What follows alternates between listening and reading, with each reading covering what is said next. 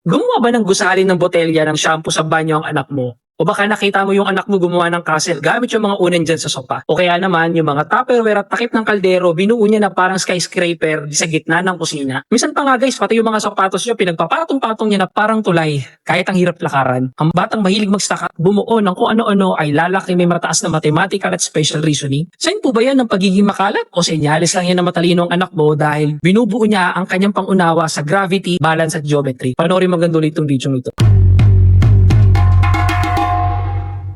New day, new parenting topic naman po tayo mga Miss at Daddies. Ang ating topic for today, the tiny architect. Pag-usapan naman natin guys itong stacking pace ng anak mo. Minsan nakakairita po kapag yung mga gamit natin na maayos naman, kakaligpit lang natin, biglang kakalate ng anak natin sa gitna ng daan. Pero sa totoo lang, ang bawat pagpapatong nila ay isang lesson po ng physics. Kapag nag-stack sila, natututunan po nila ang konsepto ng stability, height, tsaka ng symmetry. Hindi lang po sila naglalaro guys, natututo po sila kung paano gumagana ang mundo. Ang kalat po kasi nila ay parang isang engineering project. Imbis na pagalitan po natin yan, i-celebrate natin ang kanilang vision dahil yan po ang pundasyon ng pagiging problem solver nila paglaki niyan. Ikaw Mami at Daddy, anong pinaka-weirdo, pinaka-hindi inaasahang gamit sa bahay na ginawang structure ng anak mo? Yung anak ko guys, ginawang tulay yung mga libro sa ibabaw ng TV. Comment nyo naman yung inyong tiny architect moment sa anak nyo. Ito guys, sa mga tips natin para hindi tayo lagi nagliligpit. Una, define the area. Maglagay tayo guys ng playmat o designated na corner kung saan pwede silang maglagay, bumuo ng walang limit. Pangalawa guys, use diverse materials. Hindi lang full blocks.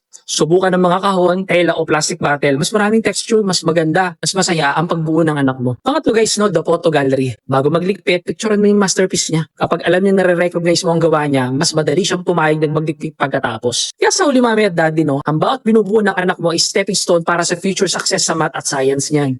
Mapapaisip ka na lang talaga, anyari, yung tower mo balanse at matatag. Pero yung tulog mo, bakit lagi kang nauhulog sa kama? Abangan niyo bukas guys ang day 260 natin dahil pag-uusapan naman natin bukas ang Dalital Curator. Yung lahat ng gamit dapat magkakasama base sa kulay o hugis. Kita-kits tayo bukas. Huwag muna kayo mag-swipe para sa mga bida-bida nating bibong anak dito sa Gin and Jen Kidswear.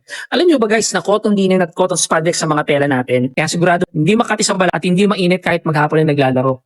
More or less po guys 40k all-in-all products sold na tayo. Napatunayan po natin na paborito tayo ng mga mommies at daddies. 4.6 to 4.9 ang overall store rating natin mula sa libo-libong positive reviews kaya siguradong kampante kayo sa bawat order. At dahil maraming upcoming products na bagong designs na dresses sa Terno, i-follow nyo na po ang page natin. Hindi lang ang item na pinapakita ang bestselling natin guys marami pa kayong variations na swak sa mga anak natin. Kaya pumili na po tayo dyan at kita-kita po tayo bukas.